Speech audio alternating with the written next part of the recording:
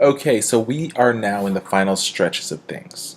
So remember this when you are presenting and you are delivering all these different closes, all these different scripts that I've been sharing with you.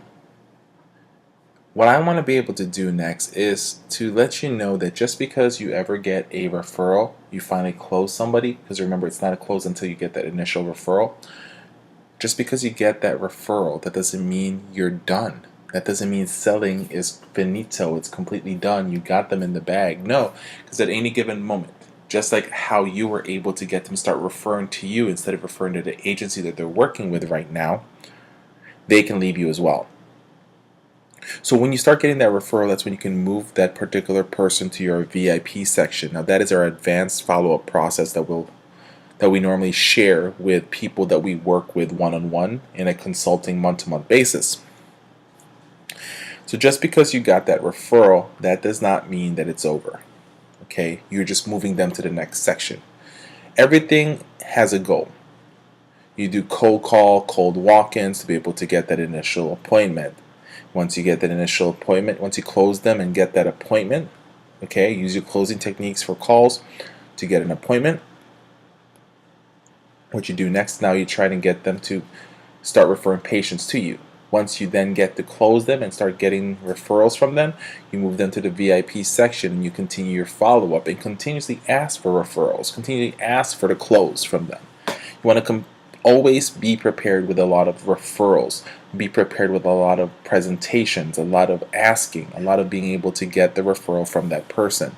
So you want to be able to move them to the VIP section ultimately and take great care of them. Remember, it's easier to keep a current referral source than to actually get the next best one. So once you get a referral source, you need to start making sure that you care for them and you take good care of their staff, of their patients as well.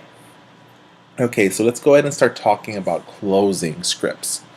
Remember, I've said this several times throughout our training that you need to have between 5 to 12 scripts, 5 to 12 closing techniques in a row. And it is very detailed on how to be able to put that stuff together. So let's go ahead and talk about our first script. This is called the pain scale script, or the closing pain scale script. On a scale from 1 to 10, how do you rate your current home health agency? You wait for the answer. Alright, if they ever say something like a 5, you're going to ask the next question is, well, what would make it a 6? They'll give you an answer. Put a pause there. What would make it a 7 or an 8? You get that second answer. Okay? Great. Let me get that handled. I'll show you how we provide some services and programs that will be delivered to you and your patients so that you would be able to start using an agency that is a 7 and an 8 level rating that you want. Now let me ask this question. What ultimately would make it a 10?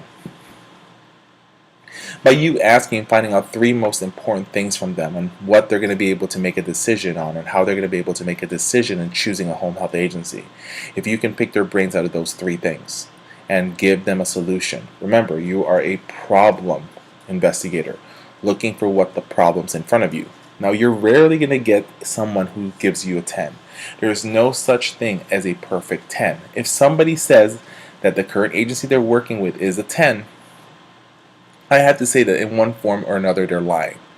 Now if they do say a 10, they already made that commitment. So you still want to find out what's going wrong. Great.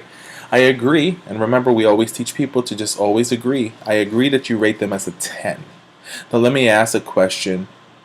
If there was anything that they need to improve upon, what do you feel is the biggest thing that they should improve upon? And mostly you'll get an answer from there because they will always have that constructive criticism.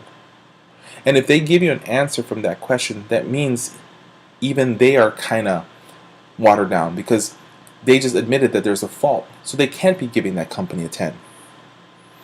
And what you're doing is you're breaking that idea of theirs that that company they're working with is a 10.